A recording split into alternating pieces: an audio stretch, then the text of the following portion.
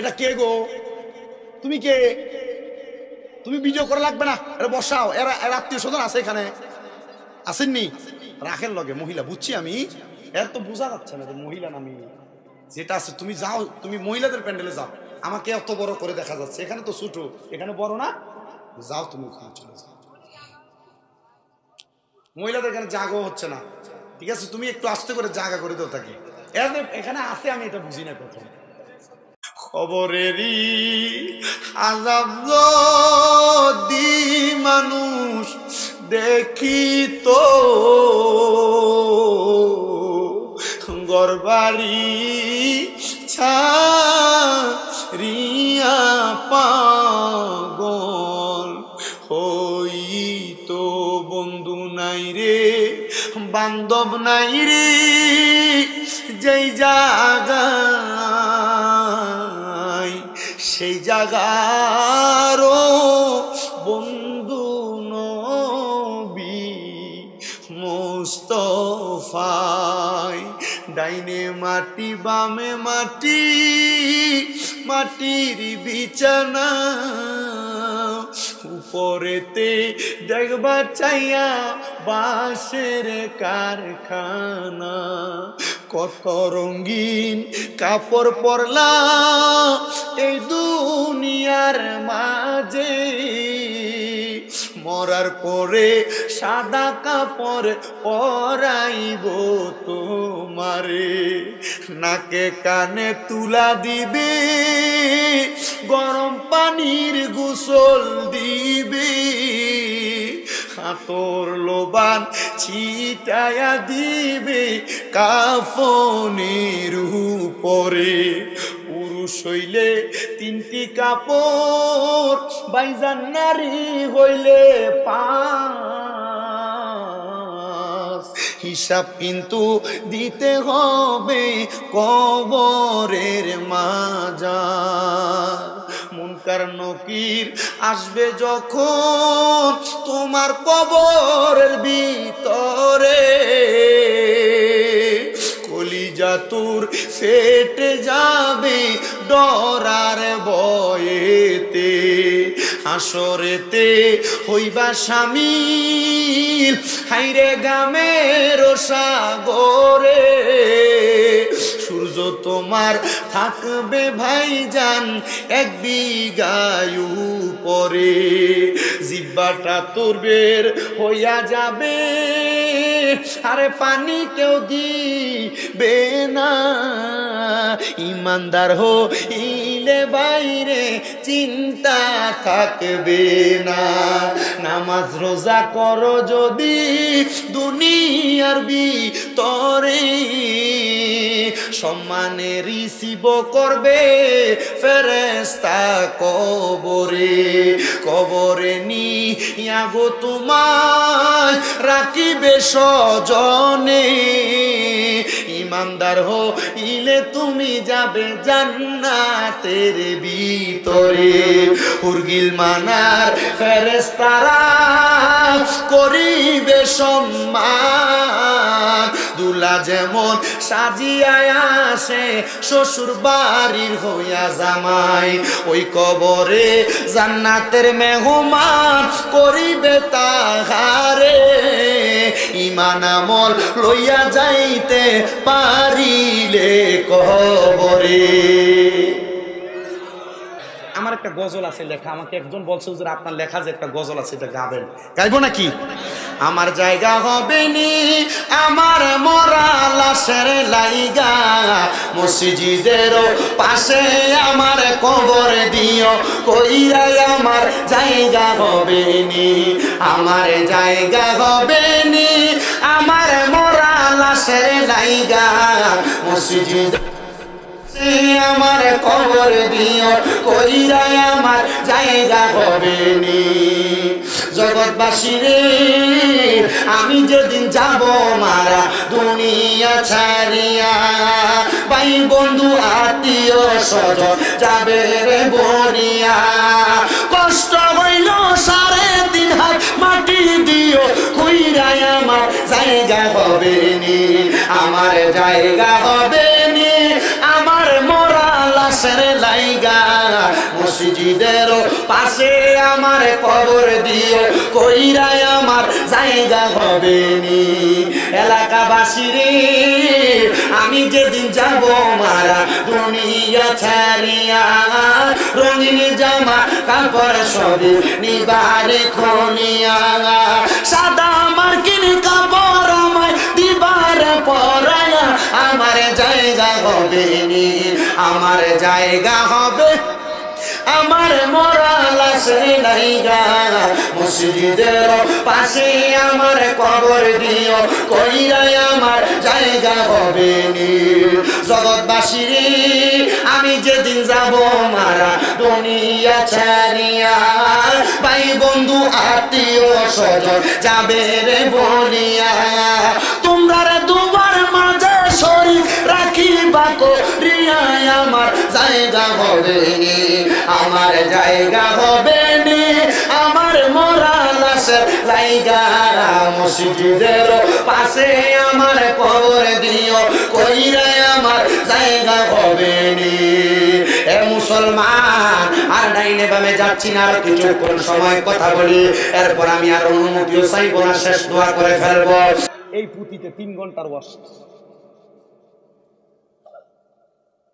তাহলে বলেন যে দুইটা কাহিনী বললাম বা দুইটা দিক বললাম ইমানদারের মৃত্যু আর বেঈমানের মৃত্যু কোনটা চান চান আপনারা তাহলে ইমানদারের মৃত্যু চাইলে নামাজ পড়ার দরকারই নেই আছে নাকি নামাজ পড়ার দরকার আছে ওয়াদা করো ওয়াদা হুজুর পড়ব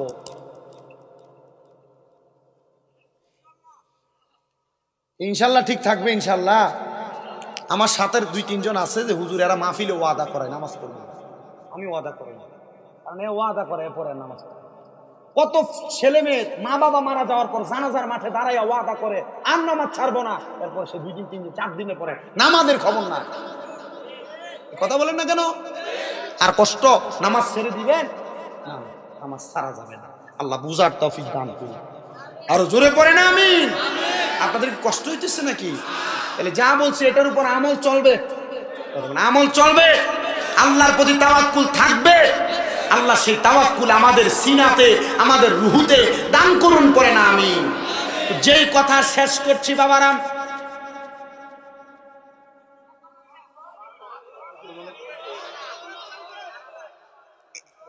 এক ঘন্টা 38 মিনিট সভাপতি সাহেব কি বলেন আপনি আপনার কি আপনি ঘুমাবেন না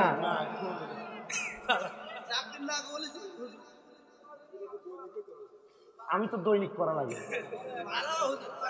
সান্দালি তো বড় সালা তোমাদের নসিমন গাড়ির সভাপতি বানাইছো তারে তোমরা বুঝো কারে বানাইছো ড্রাইভার সমিতি না এই ড্রাইভার সাহেবরা আছেন আপনারা দেখি ড্রাইভার কে কে আছেন তো একটা হাত তুলুন দেখি নসিমন গাড়ি আছে 50 জন আছে তোমরা যদি আমাকে পিটান শুরু করতে আমি ওয়াজ করা লাগবে না আচ্ছা আরেকটু করি আছেন আপনারা ইমানি আওয়াজ লাগবে যে আওয়াজ দিয়ে বাংলাদেশ ইসলাম কায়েম করেছিলেন হযরত শাহজালাল ইয়ামানি কথা বলেন না কেন গুরুগোবিন্দ বাদশা হযরত শাহজালাল ইয়ামানিকে আটকে দেওয়ার জন্য বড় রাজপ্রাসাদের পেছন থেকে বড় বড় পাথর নিক্ষেপ করছে শাহজালাল ইয়ামানি বলছেন আমারে 360 জনের মধ্যে আসো নাকি এমন একজন যে ব্যক্তির আসরের নামাজের সুন্নত কাজা হয় নাই হযরতে নাসিরউদ্দিন সিফা সালাউনি হাসান আল্লাহু আকবার আযানের ধ্বনি দিছে বড় রাজপ্রাসাদ ভাঙ্গা মাটির সাথে মিশে গেছে মুসলমান তরবারি দিয়ে যুদ্ধ করে না মুসলমান লাঠি দিয়ে যুদ্ধ করে না মুসলমান আল্লাহু আকবারের ধ্বনি কোরআনের ধ্বনি দিয়ে যুদ্ধ করে এই ধ্বনির সাথে কোন রামবাম কখনো লড়তে পারবে না কথা বলেন ঠিক কি না তাহলে ওই আল্লাহু আকবার জোরে বলেন মারহাবা তাহলে মদিনা যাইতে চাই কি চাই না জবান খুলে জোরে সুরে তাইলে পড়েন আরে দয়াল আল্লাহ দয়া করেন দয়াল আল্লাহ রেনে নসিব করেন মদিনা লা ইলাহা লা বসেন বলা লাগবে না লা ইলাহা লা ইলাহা লা ইল্লাল্লাহ মুহাম্মাদুর রাসূলুল্লাহ সাল্লাল্লাহু আলাইহি ওয়াসাল্লাম। একটা জবানও বন্ধ নাই, জবান খুলে মহব্বতের আওয়াজে উচ্চ কণ্ঠে জোরে জোরে পড়ি আলহামদুলিল্লাহ। মা বোনের এখানে নাকি জায়গা হচ্ছে না। মা, আপনাদের কাছে আমি আপনাদের ছেলে শামীম রেজা বলছি, কষ্ট করে একটু চাপায় বসেন না। আর না, এরা দাঁড়ায় থাক, আমি দাঁড়ায় থাক। আপনারা কষ্ট করে পেছনে জায়গা বিছিয়ে দেন, যখন দাঁড়ানোর জায়গা থাকবে না তখন এরা নিজেই বসে যাবে। আপনি ওইভাবে ব্যবস্থা করেন। মোহজ্জেদ সদরে মোহতারাম, আজকে দরইল বাজার নসিমন গাড়ির ড্রাইভার সমিতির উদ্যোগে নসিমন গাড়ির যত ড্রাইভার আছেন হলুদ পাঞ্জাবি লাগাইছেন সব ভিতরে আসো।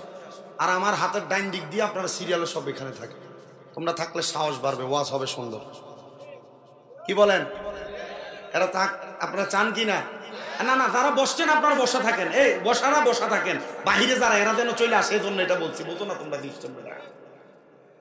আজকের মাহফিলের যিনি সম্মানিত সভাপতি, 2 নং বাঙ্গালা ইউনিয়ন পরিষদের যিনি সাবেক চেয়ারম্যান জনাব মোহাম্মদ আব্দুল সাত্তার আখন্দ সাহেব, সম্মানিত সভাপতি সহসভাপতি জনাব মোহাম্মদ আব্দুল হান্নান সাহেব, আজকের মাহফিলে দ্বিতীয় বক্তা হিসেবে মূল্যবান তকরির করেছেন আপনাদের পরিচিত মুখ, বিনায়কপুর দাখিল মাদ্রাসার যিনি সহকারী মাওলানা মোহাম্মদ আব্দুল মান্নান আফারি সাহেব, সম্মানিত বিশেষ আকর্ষণ বৃন্দ, মাদ্রাসার তোয়ালেবুল আলেম ছাত্ররা, আমার ডাইনে বামে সামনে বসে থাকা আলেম সমাজ, দাড়িপাকা মুরব্বী বাবারা, যুবক নজওয়ান ভাইয়েরা, ছোট্ট ছোট্ট মাসুম বাচ্চারা, পর্দার অন্তরালের আমার অবলা সরলা মা ও বোনেরা, সবার প্রতি আমার আন্তরিক আহ্বান থাকবে, মহান আল্লাহ তাআলার শুকরিয়া আদায় করার লক্ষ্যে এক বাক্যে জবান খুলে উচ্চ কণ্ঠে সবাই জোরে আল্লাহর শুকর গুজার করে পড়ি আলহামদুলিল্লাহ।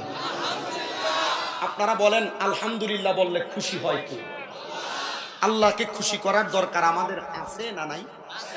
আল্লাহকে যদি বান্দা খুশি করে, আল্লাহ খুশি হয়ে বান্দাকে সম্পদ দান করে, সম্মান দান করে, ইজ্জত দান করে। এবার আপনারা বলেন আল্লাহ তাআলার পক্ষ থেকে সম্মান, ইজ্জত, সম্পদ এগুলো আমরা চাই কি চাই না? জোরে বলেন চাই তো ইনশাআল্লাহ।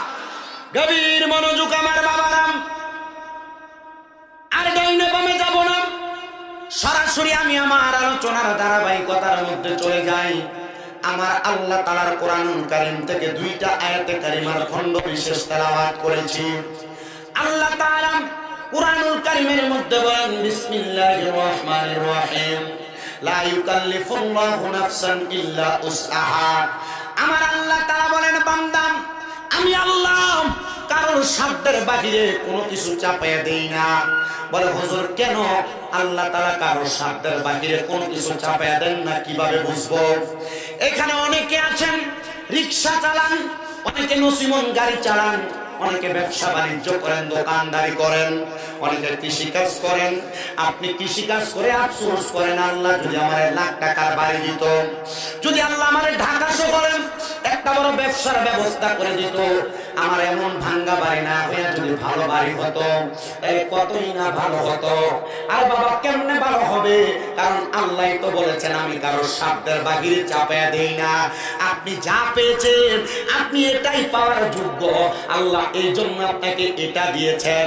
আপনার কাছে আবেদন, আপনি যেটা পেয়েছেন এটার উপর শুকরিয়া আদায় করেন, দেখবেন আমার আল্লাহ তাআলা আপনাকে এটার মাধ্যমে অসংখ্য পরিমাণ বরকত দান করবে। জোরে সরে পড়ি সুবহানাল্লাহ। হুজুর সাল্লাল্লাহু আলাইহি ওয়াসাল্লাম নবী আমার বলেন, উম্মত আমি নবী রাহমাতুল লিল আলামিন নবী, আমি চাইলে আমার আল্লাহ তাআলার কাছে সম্পদ কামনা করতে পারতাম, আমি আমার আল্লাহ তাআলার কাছে সম্পদ কামনা করি নাই। আমি চাইলে আমার আল্লাহ তাআলার কাছে অধিক পরিমাণ অট্টালিকা কামনা করতে পারতাম, আমি রাসূল সেটাও আমার আল্লাহর কাছে কামনা করি নাই। রাসূল কি কামনা করেছেন? বলে আমি কামনা করেছি আল্লাহ যেন আমি নবীজির গুনাহগার উম্মতকে maaf করে দেয়। এই এই জন্য আমার নবী বলেন শাফাআতি লি আহলিল কাবাইর মিন উম্মতি, আমার উম্মতের মধ্যে কোন উম্মত যদি কবিরা গুনাহ করে আমি নবী তার জন্য সুপারিশ করে তাকে জান্নাতে নিয়ে যাব। নবীজি কেন আপনার উম্মত গুনাহ করবে আপনি নবী তাকেও সুপারিশ করে জান্নাতে নিয়ে যাবেন? বলে যদি সে ঈমানদার হয়, যদি ভুল ক্রমে তার দ্বারা কোনো কবিরা গুনাহ হয়ে যায় আমি নবী তাকে সুপারিশ করে জান্নাতে নিয়ে যাব, এটাই আমি নবীর ফয়সালা। নবী আমার বলেন শুধু আমি ফয়সালা করব না, আমার আল্লাহ বলেছে ওয়া মাইয়াকরাউ বাবাল জান্নাহ, সর্বপ্রথম জান্নাতের দরজা আদম নবী খুলবে না, ঈসা নবী খুলবে না, মুসা নবী খুলবে না, ইব্রাহিম নবী খুলবে না, দাউদ নবী খুলবে না। ওয়া মাইয়াকরাউ বাবাল জান্নাহ, সর্বপ্রথম জান্নাতের দরজা আমি নবী খুলব। জোরে বলেন সুবহানাল্লাহ। আদম থেকে ঈসা নবী পর্যন্ত যত নবী থাকবে সব নবীরা সিরিয়াল করে দাঁড়ায় থাকবে আর আহলান ওয়া সাহালান মারহাবা বলে বলে আমার নবীকে স্বাগতম জানায়া জান্নাতের দরজার মধ্যে নিয়ে আসা হবে।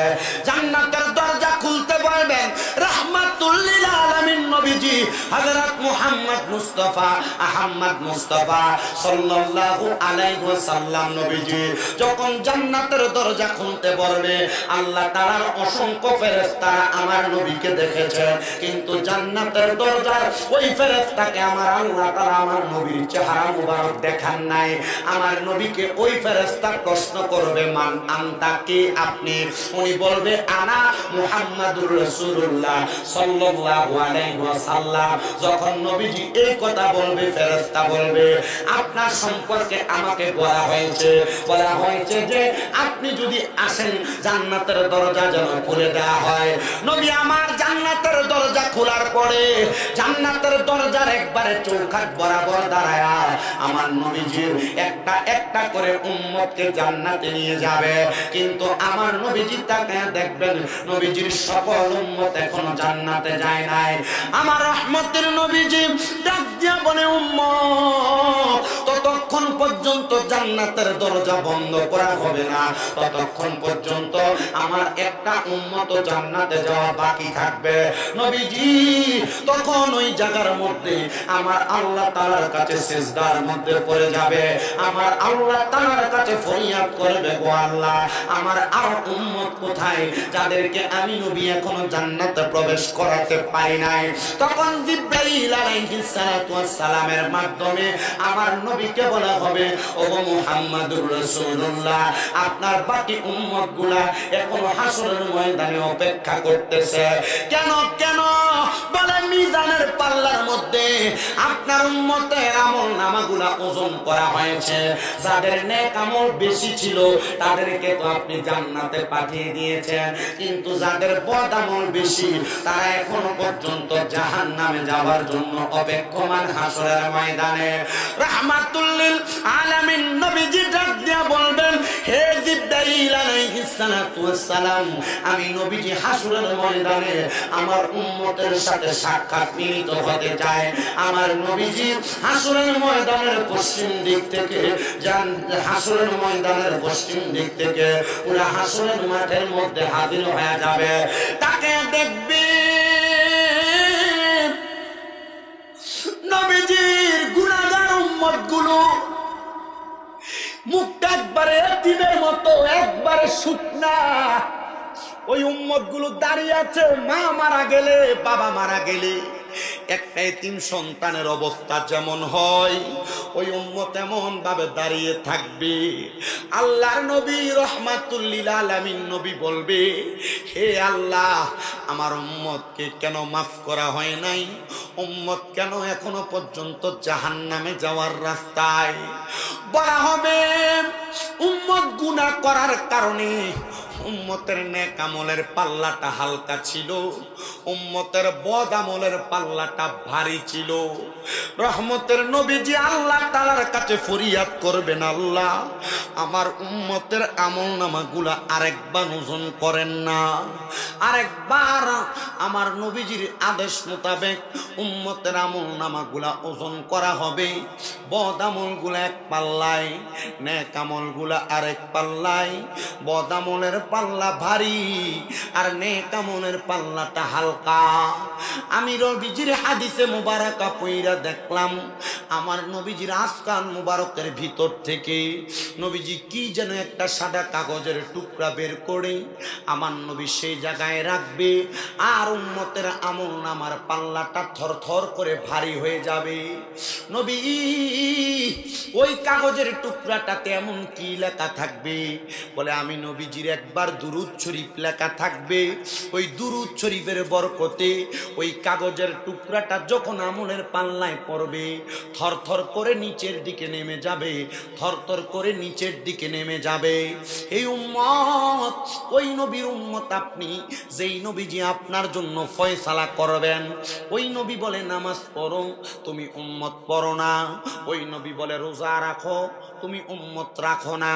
ওই নবী বলে হালাল খাও, তুমি উম্মত খাও না। ওই নবী বলে হারাম খাও না, তুমি বেশি করে খাও। ওই নবী বলে কোনোদিন পরকিয়াতে লিপ্ত হও না, তুমি বেশি করে হও। ওই নবী বলে গান বাজনা দুনিয়ার জমিনের ডিজে পার্টির কনসার্টে তুমি মিলিত হও না, তুমি হও। কেমনে নবীর সামনে মুখ দেখাইবা? আমার নবীজি আল্লাহ তাআলার কালামে হাকিমের তেলাওয়াত করে শোনায়া দেয়। উম্মতেরা তাকাও, আমার আল্লাহ তাআলা বলেন ইন্নাল্লাযীনা কাফারু মিন আহলিল কিতাবি ওয়াল মুশরিকিনা ফি নারি জাহান্নামা খালিদিনা ফিহা উলাইকা হুম শাররুল বারিয়া। নবী আমার জানিয়ে দেয় নিশ্চয় যারা কুফরি করে, এই কুফরি কথাটার ব্যাখ্যাটা শোনেন। আল্লামা জালালউদ্দিন সুয়ুতি, জালালউদ্দিন মুহল্লি রহমতুল্লাহ আলাইয়া, তারা দুইজন একসাথে এই কুফরি শব্দের ব্যাখ্যা করে।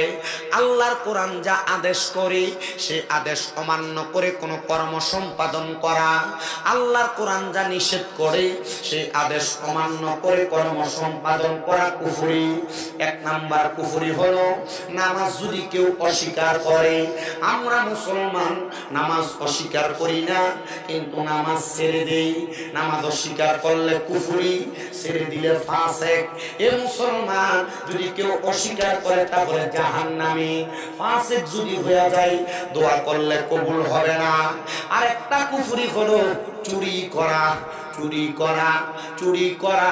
হুজুর কেন চুরি করা কুফরি? মনে রাখবা নবীজি রাহমাতুল লিল আলামিন নবী বলেন তিন ব্যক্তির তিন সময় ঈমান থাকে না। নবীজি কোন সময় কোন ব্যক্তির ঈমান থাকে না? নবী আমার বলে এক নাম্বার, যখন কোন চোর চুরি করে, চুরি করার সময় তার ঈমান থাকে না। আপনি মনে মনে নিয়ত করলেন দরই বাজার থেকে চুরি করার জন্য সলঙ্গা যাবেন, উল্লাপাড়ায় যাবেন, চুরি করে চুরির মাল যতক্ষণ আপনার কাছে থাকবে ততক্ষণ আপনার ঈমান থাকবে না। দুই নাম্বার, যখন কোন মদখোর নেশাখোর নেশা করে, নেশা করার সময় তার ঈমান থাকে না। এ বাবারা যারা নেশা করো তোমাদের কদমে হাত দিয়ে বলি ঈমান হারা হইও না, কাফের হইও না, বেঈমান হইও না। এটার কারণে তুমি আমার আল্লাহ তাআলার কাছে মুখ দেখাইতে পারবা না। হাইরে বাবা, সিগারেট খাওয়া বর্তমান সমাজে এটা নেশার চাইতে পেশা হয়ে গেছে বেশি। তুমি যে খাইতেছো আবদার জানাই তোমার কাছে। নবীজির ঘোষণা, যদি দুনিয়াতে তোমরা জাহান্নামী মানুষ দেখতে চাও তাহলে ওই ব্যক্তির দিকে তাকাও যাদের মুখের মধ্যে আগুন দেখা যায়। তো আগুন তো তাদের মুখে দেখা যায় যারা সিগারেট খায়। সাবধান, সতর্ক, এটার কারণে তুমি জাহান্নামে যেতে পারো। এজন্য যারা নেশা করেন, মদ, ইয়াবা, ফেন্সিডিল, গাঞ্জা, এমন ভাবে যত রকমের নেশার দ্রব্য আছে এগুলা যারা পান করে মনে রাখবার বাবা নেশার ঘোর কাটার আগ পর্যন্ত তুমি কাফের থাকবা, তোমার ঈমান থাকবে না। আর তিন নাম্বার, কোন জিনাখোর যখন জিনা করে, জিনাখোর জিনা যখন করে তখন তার ঈমান থাকে না। একটা পুরুষ হইয়া করে স্ত্রী রাইখা অন্য কোন নারীর সাথে মেলামেশা করা। যুব সমাজ, আপনি বিবাহ করেন নাই, অন্য কোন নারীদের সাথে, মেয়ের সাথে প্রেমের অবৈধ সম্পর্ক, জিনা ব্যভিচার, এই সম্পর্ক করার কারণে আপনার ঈমান থাকে না। মানে জিনাখোর যখন জিনা করে তার ঈমান থাকে না। জিনা করা বলতে আপনি কি বুঝেন আমি জানি না। জিনা করা মানে একজন পুরুষ একজন নারীর সাথে মেলামেশা করা, এটা না। শুধু জিনা একভাবে হয় না, শুধু মেলামেশা করলে যে জিনা হবে তা না। একটা পুরুষ যদি কোন নারীর দিকে তার চোখ দিয়ে তাকায়া থাকে, আল্লাহর কসম তার চোখের জিনা হয়। একটা পুরুষ যদি কোন নারী গায়রে মাহরামের কথার আওয়াজ কানে শুনতে পায়, তার কানের জিনার গুনাহ হয়। একটা পুরুষ যদি তার জবান দিয়া কোন নারীর সাথে কথা বলে, তার জবানের জিনার গুনাহ হয়। কত সুন্দর মোবাইলে ইটিস পিটিস চলে, ওরা বুঝে না তার আমলনামার মধ্যে জিনার গুনাহ লেখা হইতেছে। এ আম্মু জিরা গো, দেবরের সাথে কত সুন্দর মোবাইলে কথা চলতেছে, স্বামী প্রবাসী, সাবধান। এটার কারণে আমলনামার মধ্যে জিনা ব্যভিচারের গুনাহ হবে। কোন পুরুষ যদি কোন নারীর সাথে মিলিত হওয়ার জন্য তার পা দিয়ে হেঁটে হেঁটে যায়, তার পায়ের মধ্যে জিনার গুনাহ হবে। কোন পুরুষ যদি তার হাত দিয়ে কোন নারীকে স্পর্শ করে, তার হাতের জিনার গুনাহ হবে। সাবধান, সতর্ক। এই জিনার গুনাহ, ব্যভিচারের গুনাহ আমলনামাতে আনবা না। যদি আনো তাই আল্লাহ তাআলার কাছে কুফরি করনেওয়ালা কাফের হিসেবে সমান্তর হবা। তো আমরা তো চুরি করি স্বাভাবিক জীবনে। কেউ ব্যবসা করতে যায় মিথ্যা কথা বলে, কেউ কোনো কাজ করবে মিথ্যা কথা বলে। ও বাবা, দুনিয়ার জমিনের ভিতরে নেশাদ্রব্য বর্তমান সমাজে 50% মানুষ এটার সাথে মিলিত হয়ে যাচ্ছে। হাই রে, জিনা ব্যভিচার, এটার কথা তো স্বাভাবিক, এটা বলা শেষ করা যাবে না। জিনা ব্যভিচার আপনার ঘরে হচ্ছে, দোকানে হচ্ছে, বাজারে হচ্ছে, রাস্তাঘাটে হচ্ছে। চলবে, আপনারা থাকবেন কিছুক্ষণ। আমি মাইক ধরেছি 9টা 29, 9টা 29। আমি এর থেকে আমার শরীরে যতক্ষণ কুলাবে, আমি জানি আপনাদের সিরাজগঞ্জের উল্লাপাড়ার ধরল বাজারের মানুষ, আমি তো একবার না দ্বিতীয়বার, আপনারা মনোযোগ সহকারে ওয়াজ শুনেন। আর আপনাদের আজকের উপস্থিতি সেটাই প্রমাণ করছে। যেটা আপনারা বসে, আর কয়বার বলবো ভাই, একবার বলছি আমি, আর